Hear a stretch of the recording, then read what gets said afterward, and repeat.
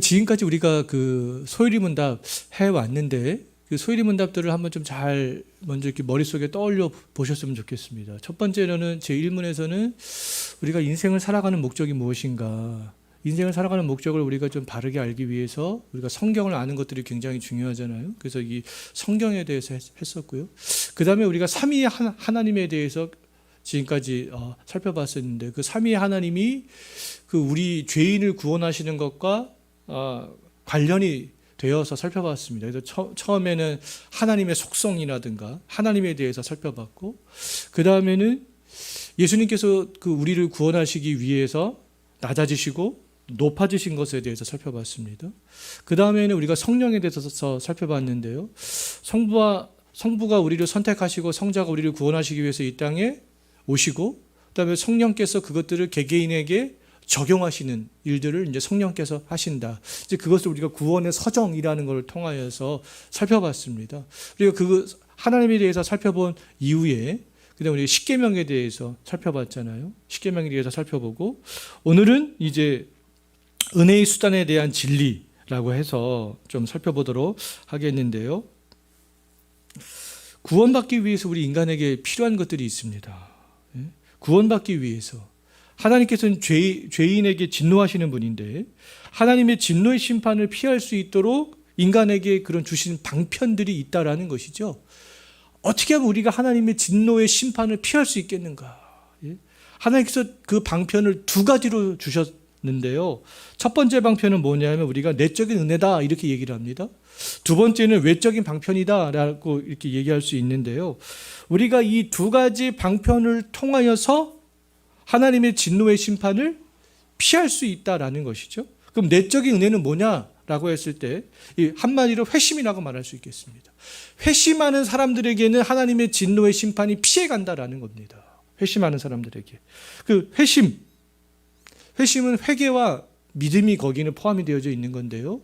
이 회개와 믿음을 통해서 하나님께로 나아오는 것, 그것을 회심이라고 말할 수 있는데요. 이 회심의 은혜를 경험한 이후에 이제 우리가 그동안 우리가 살펴봤던 칭의와 양자와 성화와 견인의 은혜를 우리가 경험할 수 있게 된다라고 말할 수 있습니다.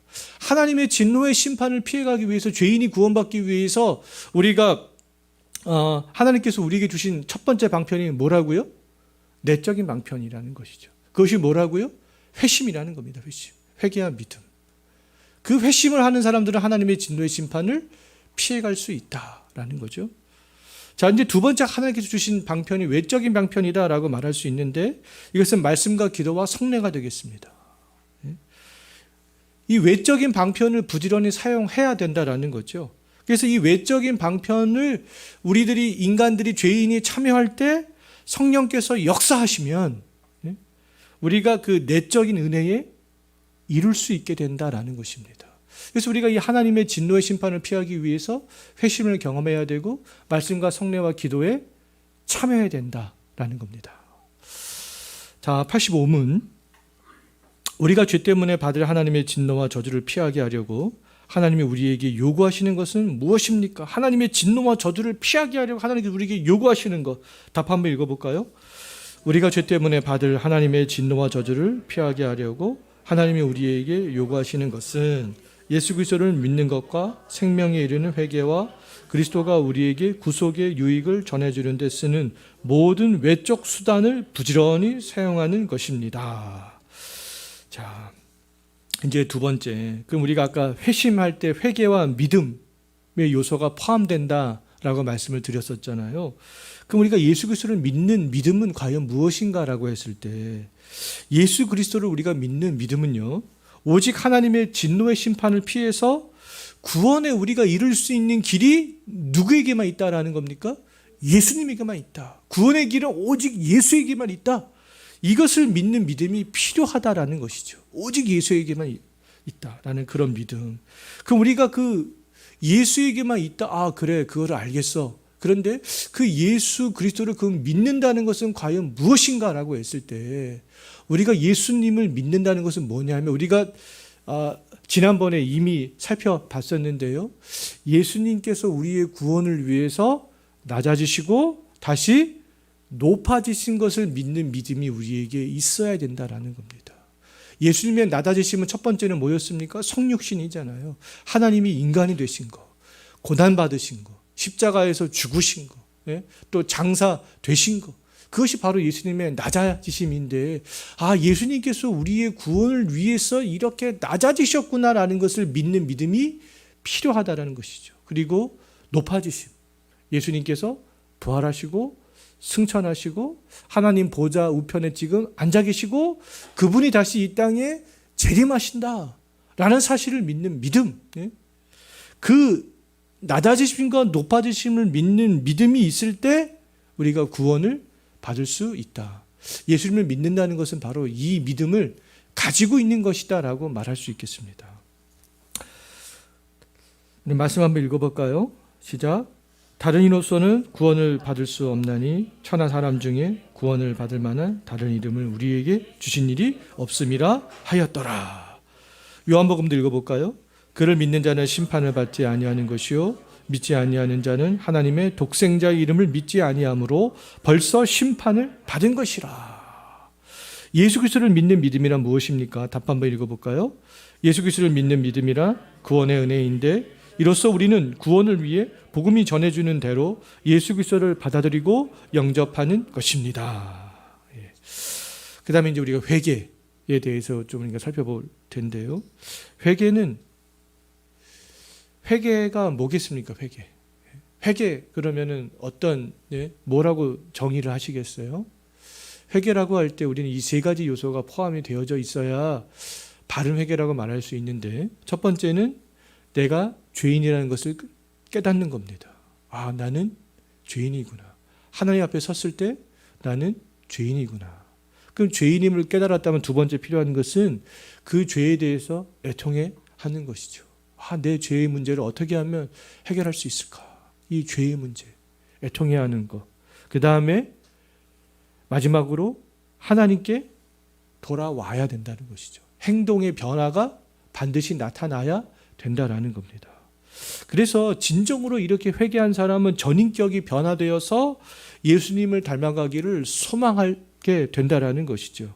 그래서 우리가 이게 다른 말로 하면 이 회개라는 것은 지성의 변화, 감성의 변화, 의지의 변화, 이 세 가지 전인격, 이 전인격의 변화가 수반이 되어져야 된다라고 말할 수 있겠습니다.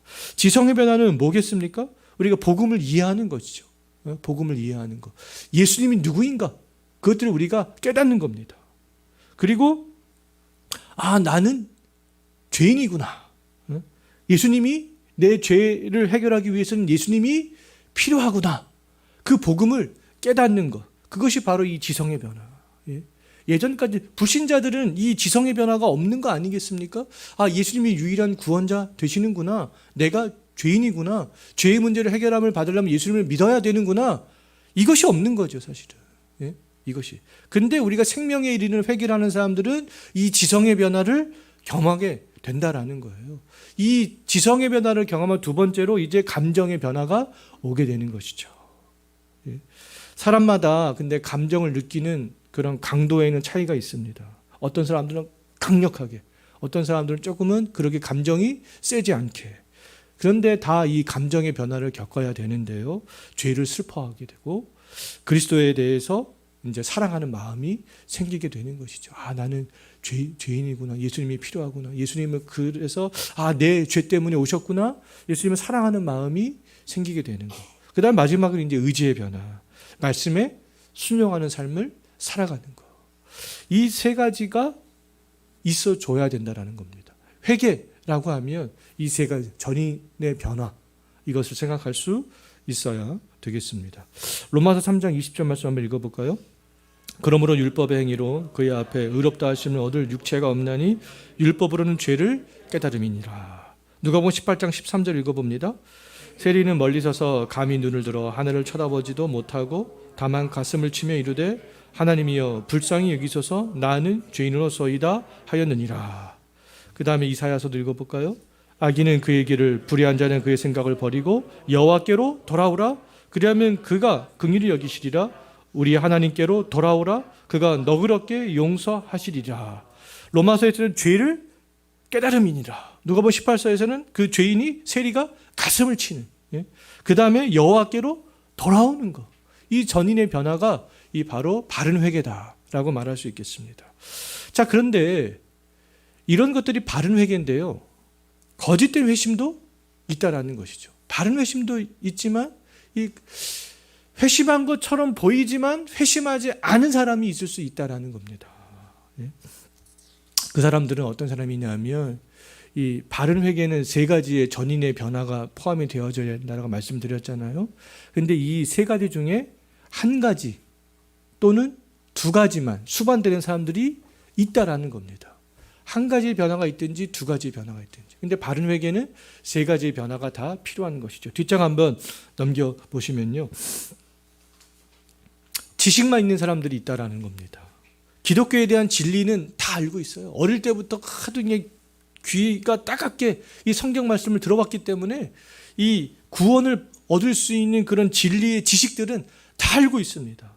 그런데 지식만은 알았지 죄에 대해서 애통해야 하는 마음은 없을 수 있다는 거예요. 또 그리스도를 위한 그런 삶들은 살아가지 않을 수 있다는 겁니다. 예수님을 사랑하는 마음이 없을 수 있다는 것이죠. 이러한 사람들은 진심으로 회심한 사람들이 아니다라고 말할 수 있겠습니다. 자, 두 번째, 또 감정만 있는 사람들이 있는데요, 자기가 죄인인 것들은 압니다. 또 구원을 향한 열망이 있는 사람들도 있어요. 그럼에도 불구하고 구원에 대해서 참되고 바른 지식을 소유하지 못한 사람들이 있습니다. 분명히 있어요. 이게 잘못된 구원에 대해서 잘못된 지식을 갖고 있는 사람들이 있어요. 뭐 타 종교인들이 그렇고요, 아니면 또 그 이단들이 그럴 수 있죠.